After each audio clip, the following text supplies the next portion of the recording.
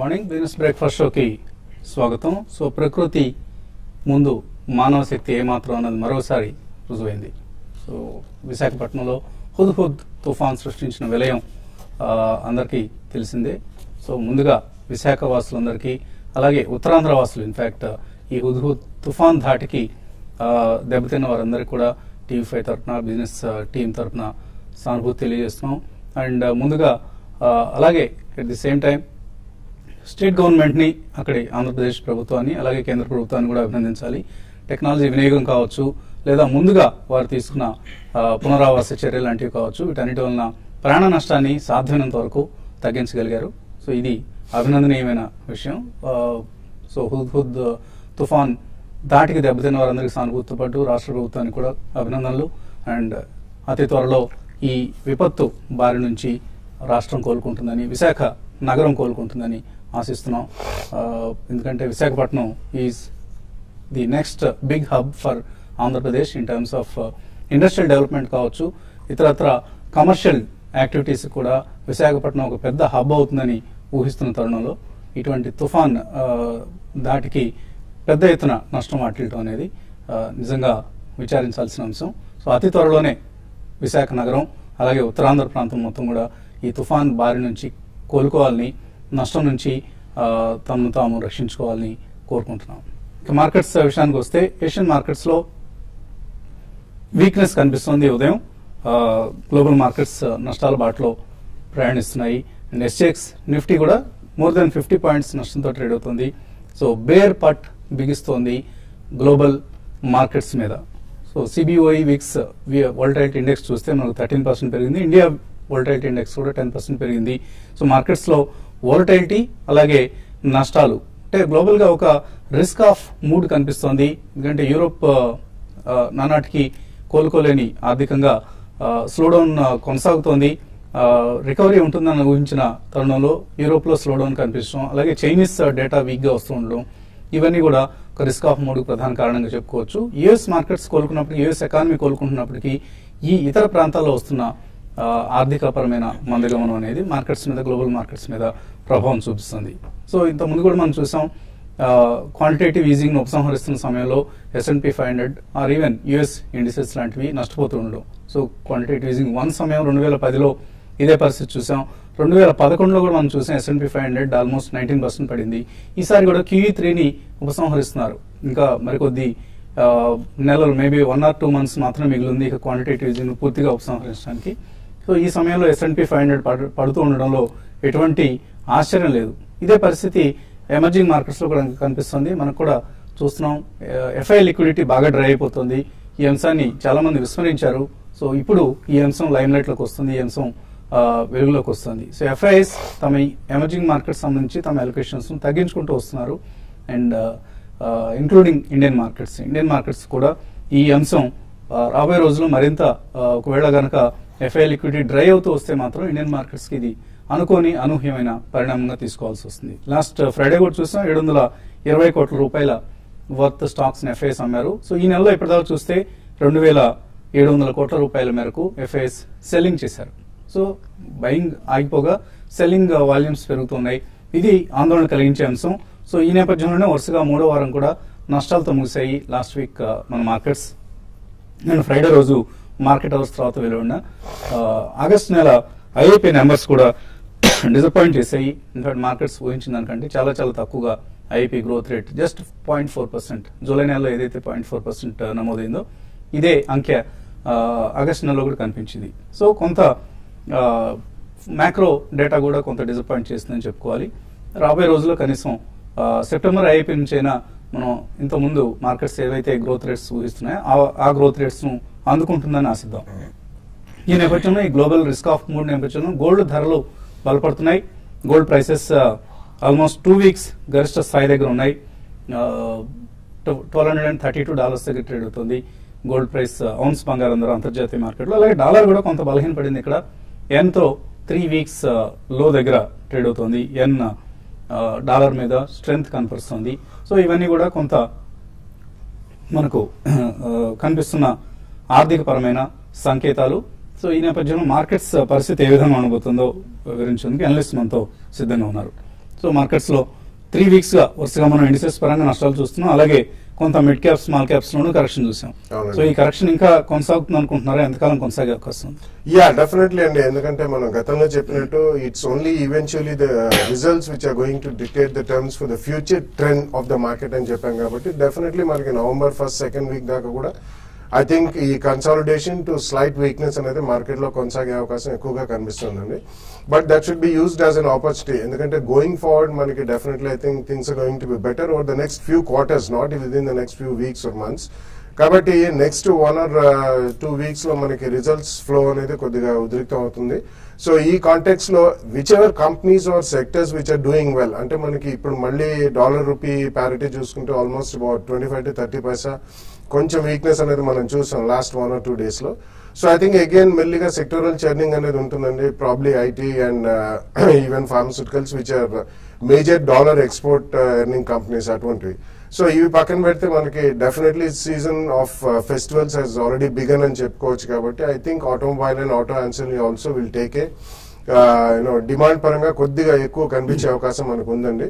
And మనం ఒక చిన్న వార్త ఒకటి చూసాం, మనకి Indian companies are able to borrow outside of India at a lower rate of Indian interest thanks to Modi effect and Japan. So I think these are going to be some macro pictures that are going to really emerge in a good sense. But immediately matram for the next maybe 2 to 4 weeks definitely market lo koddiga weakness plus koncham selling anadi ekku manam chuse avakasam undi, because most of the FIs which have bought last 6 months కానండి, last 1 year లో కానండి, last Deepavali తర్వాత purchases మొదలు పెట్టిన వాళ్ళందరూ కూడా definitely కొద్దిగా selling కి మాత్రం గురవుతోంది మార్కెట్. సో ఈ కాంటెక్స్ట్ లో it's going to B weakness to consolidation and time wise correction అనేది మనం చాలా రోజులుగా చూడలేదు in the last 6 months. But this time around time wise correction కూడా కొద్దిగా ఎక్కువగానే అయ్యే అవకాశం ఉందని చెప్పి మనం చెప్పుకుంటూనే ఉంటున్నాం. We still stand by the same view. కాబట్టి next 2-4 weeks should be used as good opportunity అండి, బట్ నాట్ ఇమీడియట్లీ.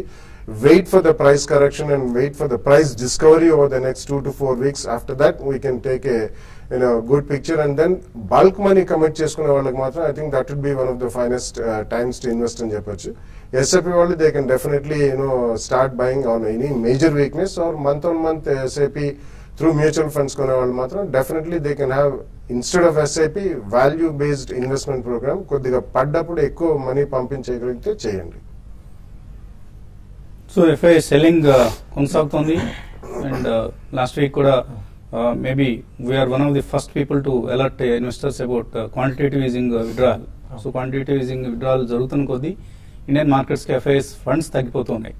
సో ఇది నిఫ్టీ లాంటి ఇండిసెస్ మీద ఏ విధంగా ప్రభావం చూపిస్తుంది అనుకుంటున్నారు? అంటే 7800 లెవెల్ నిలబెట్టుకుంటుందా, లేకపోతే నిలబెట్టుకోలేకపోతే పరిస్థితి ఏంటి? ఇప్పుడు ఎఫ్ఐస్ లాస్ట్ ఒక 1 month గా చూస్తే కంటిన్యూస్ గా సెల్ చేస్తున్నారు.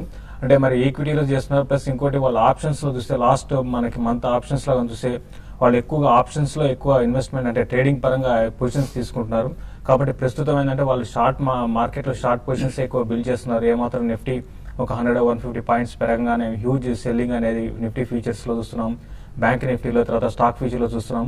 కాబట్టి ఇవన్నీ దృష్టిలో పెట్టుకుంటే ఎఫ్ఐ సెల్లింగ్ ఆగిపోయేంత వరకు మార్కెట్స్ అంటే లెవెల్ అనేది 7-8 అనేది చాలా క్రూషియల్ గా చెప్పొచ్చు. అంటే షార్ట్ టర్మ్ కి అది కానీ హోల్డ్ చేసిందంటే గానీ మార్కెట్ కొంచెం రేంజ్ బౌండ్ ఉంటుంది. ఒకవేళ 7-8 కానీ బ్రేక్ అయితే మాత్రం మార్కెట్ అరౌండ్ 7,600 and 7,550 లెవెల్స్ దాకా రావడానికి కూడా అవకాశం ఉంది.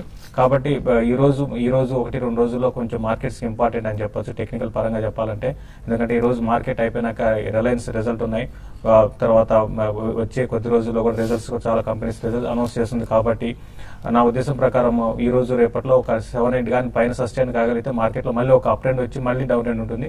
బట్ అప్ ట్రెండ్ అనేది షార్ట్ టర్మ్ నెక్స్ట్ ఒక 10 to 15 days మాత్రం అప్ ట్రెండ్ చాలా వరకు అయిపోయిందని చెప్పొచ్చు. 7,950 and 8,000 ఆ లెవెల్కి వచ్చినప్పుడు నిఫ్టీలో హ్యూజ్ సెల్లింగ్ ఉంటుంది.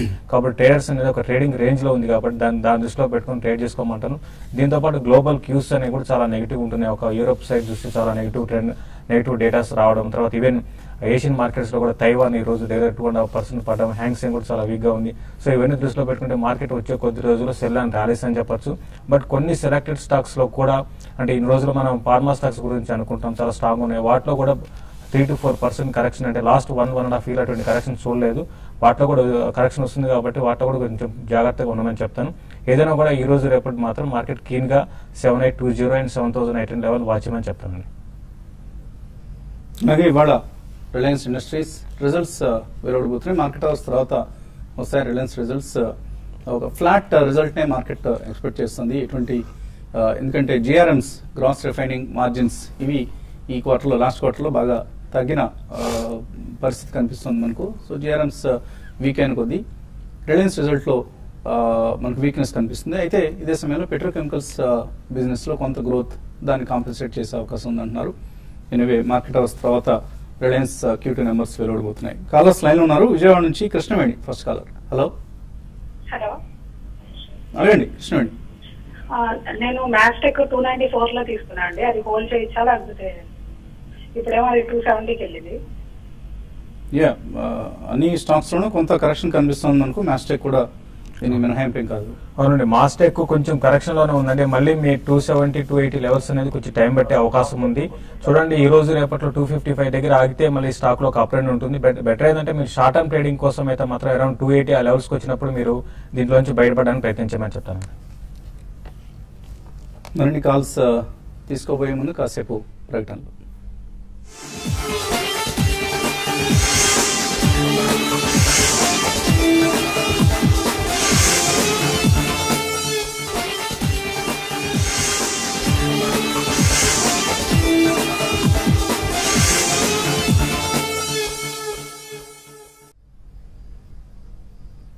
బిజినెస్ బ్రేక్ఫాస్ట్ తిరిగి స్వాగతం. SGX నిఫ్టీ ట్రెండ్ బట్టి చూస్తే ఒక వీక్ ఓపెనింగ్ కోసం మార్కెట్స్ సిద్ధమవుతున్నాయి. అలాగే ఈ వారం కేవలం 4 ట్రేడింగ్ సెషన్స్ మాత్రమే ఉన్నాయి.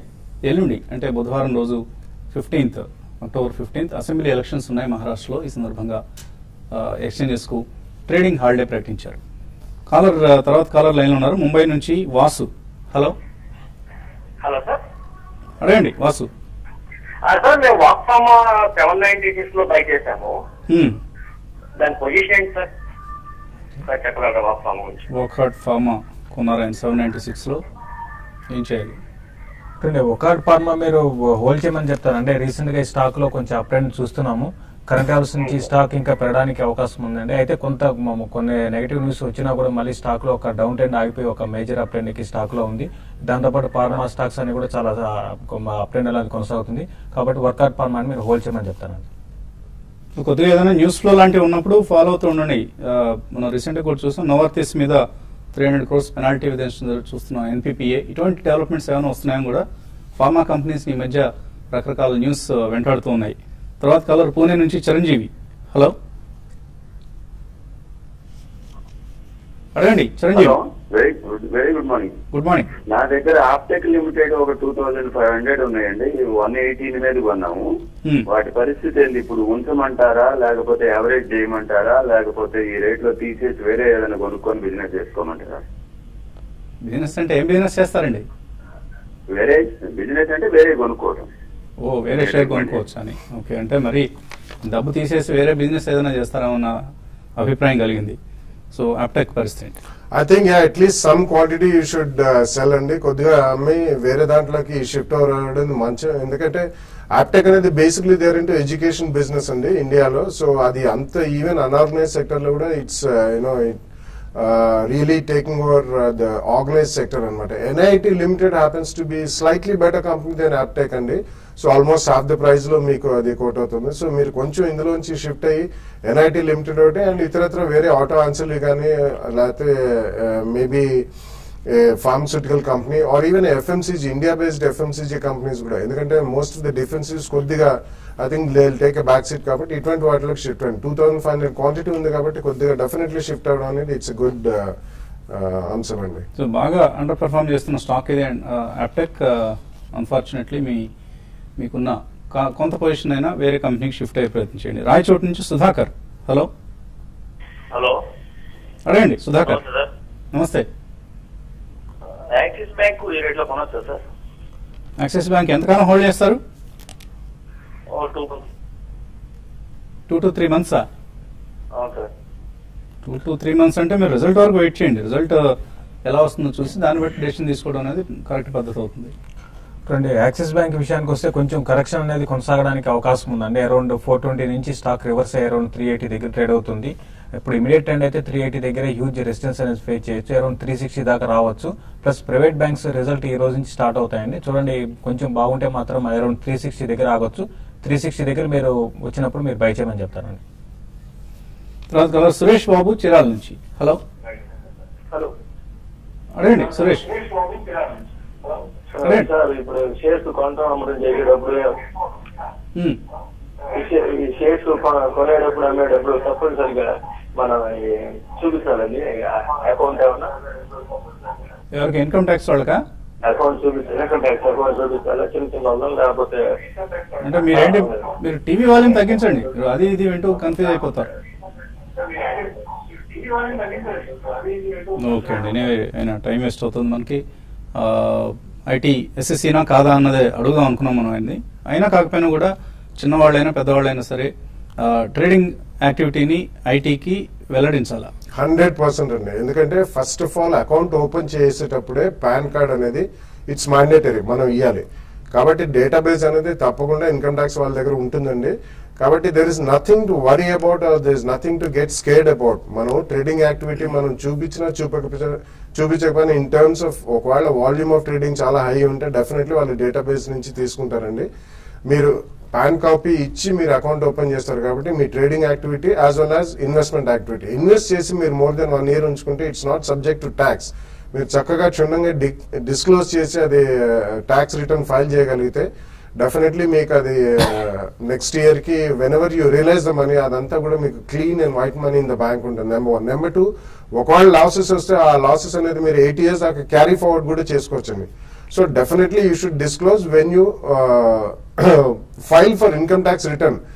ఫస్ట్ మీరు అకౌంట్ ఓపెన్ చేసినప్పుడు మీరు కొనేవి అమ్మేవి లావాదేవీలు మాత్రం మీరు day to day month on month మీరు డెఫినెట్లీ డిస్క్లోజ్ చేయాల్సిన అవసరం లేదు.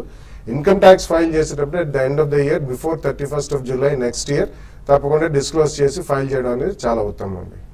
అయినా ఇలా మీరు డైరెక్ట్ గా తెర మీద అడిగితే చెప్పడం ఇలాగే చెప్తామండి, కొంచెం పక్కకు వచ్చాడండి. Jokes apart, it is always better to be transparent అండి in terms of income tax and other issues. Ghouse Repalle నుంచి లాస్ట్ కలర్. హలో ఏమండి? Patel integrated logistics.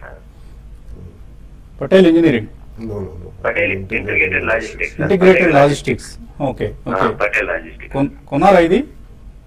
కొన్నాను సార్, 69లో కొన్నారు. రిటర్న్స్ లో ఇస్తారు.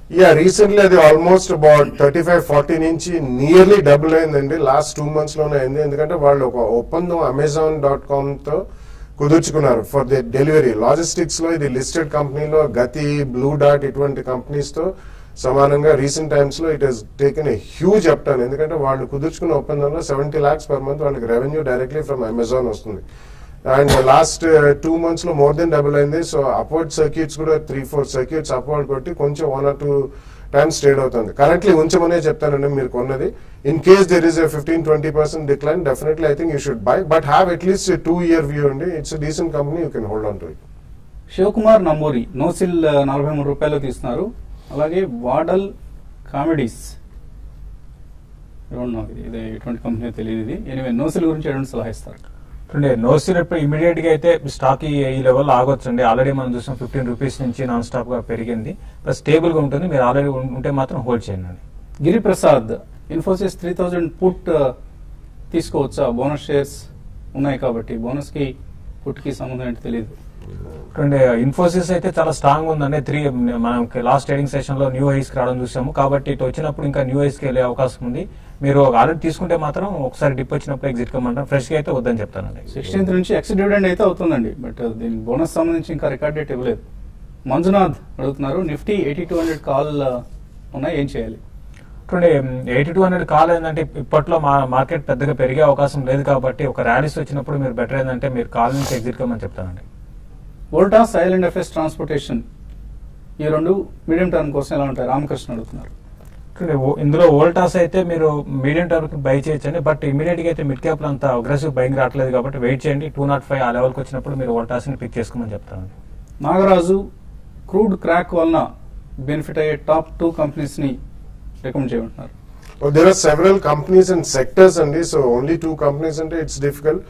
Maybe you can choose, paint companies which have direct relevance to crude, and cement companies. Maybe a Berger Paints or a Syntex Industries, ఇటువంటివి direct beneficiaries to a huge extent, and Wimplas, Nilkamal, ఇటువంటివి కూడా చాలా huge benefit పొందుతారు. అప్పలూరి పద్మ అడుగుతున్నారు, తల్వాల్కర్స్ 195లో కొన్నారు, ఏం చేయాలి? ఇప్పుడు హోల్డ్ చేయండి, ఆల్రెడీ మీ రేటు కొన్న రేట్లోనే ఉంది, బట్ ఇమీడియట్ గా అయితే అరౌండ్ 180 దాకా రావచ్చు. మీరు ఇన్వెస్ట్మెంట్ కోసం అయితే హోల్డ్ చేయమంటారు. షార్ట్ టర్మ్ ట్రెండ్ అయితే 205 to 220 వరకు పెరగచ్చు అండి. ఖురేష్ అడుగుతున్నారు, పటేల్ ఇంటిగ్రేటెడ్ లాజిస్టిక్స్, విలియమ్సన్ మ్యాగర్ ఈ రెండు లాంగ్ టర్మ్ కోసం తీసుకోవచ్చు. I think Patel ఇప్పుడే చెప్పడం జరిగిందండి, on declines you can definitely buy. It's a logistics company which has recently tied up with Amazon. కాబట్టి వాళ్ళ కొద్దిగా బిజినెస్ పరంగా పెరుగుదల ఉంటుంది, ప్రాఫిటబిలిటీ కూడా పెరుగుతుంది. విలియమ్సన్ మ్యాగర్ ఇటువంటివన్నీ there are purely tea companies అండి, so you should wait for the result and then buy. KVCY Chaudhary, sir, I am Chaudhary, I am take MMTC Sarese value 94 rupees. After this value is done, next level take 62 rupees. Please give one idea. What about MMTC? Please give reply. I think MMTC you should avoid, and basically all the commodities all over the world are falling drastically, and MMTC is purely a trader అండి. So there can be cross border trade లో తగ్గుదల కూడా ఉండొచ్చు, కానీ I think currently మీరు అనే Srei infra కూడా I think you mention about it అని. Please stay away for some more time in the market. నార్మల్గా ఇంగ్లీష్ రకరకాలుగా మనకు వస్తూ ఉంటాయి, ఈ ఇంగ్లీష్ చాలా విచిత్రంగా ఉందండి. సో ఇది ఇవాళ బిజినెస్ బ్రేక్ఫాస్ట్ షో. మధ్యాహ్నం 1:30కి మళ్ళీ కలుద్దాం. సో నవ్వించినందుకు చౌదరి గారికి ధన్యవాదాలు.